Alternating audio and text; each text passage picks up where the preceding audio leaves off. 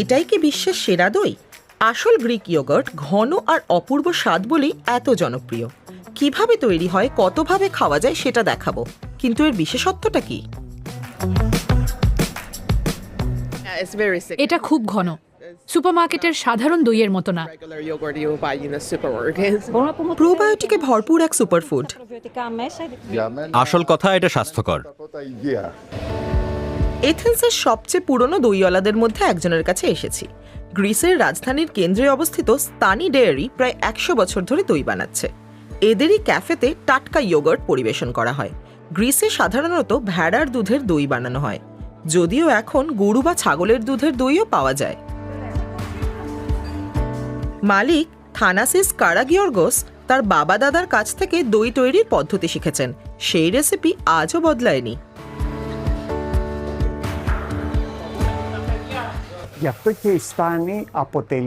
আমাদের ব্যবসা যেন স্বাদ আর গন্ধের এক টাইম ক্যাপসুল। একবার দই বানালে সেই ব্যাচের কালচার দিয়েই পরের দই হয়।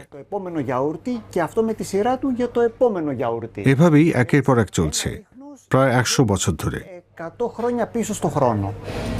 বেসমেন্টের ডেয়ারিতে দই তৈরির পদ্ধতি বদলায় না কিন্তু।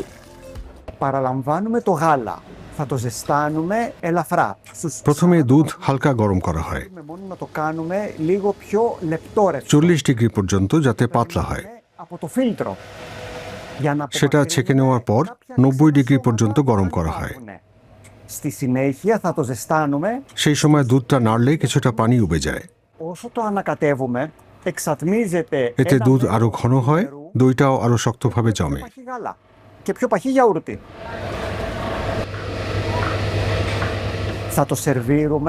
দুধটা পাতিলে ঢেলে 45 ডিগ্রি পর্যন্ত ঠান্ডা করি।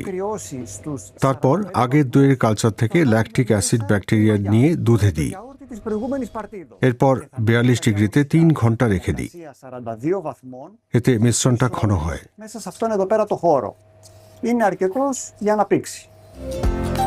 12 ঘন্টা ধরে ঠান্ডা হওয়ার পরে দইটা প্রস্তুত হয়।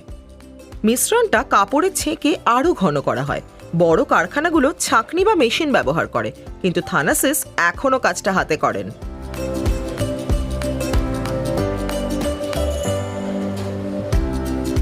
অন্য দেশে এই ছেঁকে নেওয়া দইকেই গ্রিক ইয়োগার্ট বলে, তবে মূলত গরুর দুধ দিয়ে তৈরি বলে সেগুলো তুলনামূলকভাবে পাতলা হয়।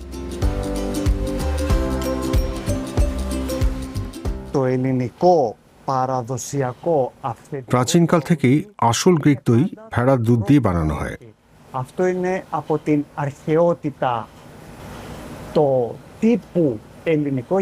অন্য দেশে যাকে গ্রিক ইয়োগার্ট বলে, সেটা আসলে যথেষ্ট ঘন হয় না।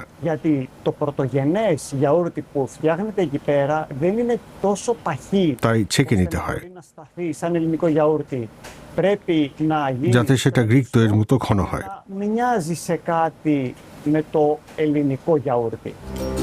আসল গ্রিক দই গ্রিসেই তৈরি হতে হবে, তা না হলে বাজারে সেটাকে শুধুমাত্র গ্রিক স্টাইল ইয়োগার্ট বলা যেতে পারে।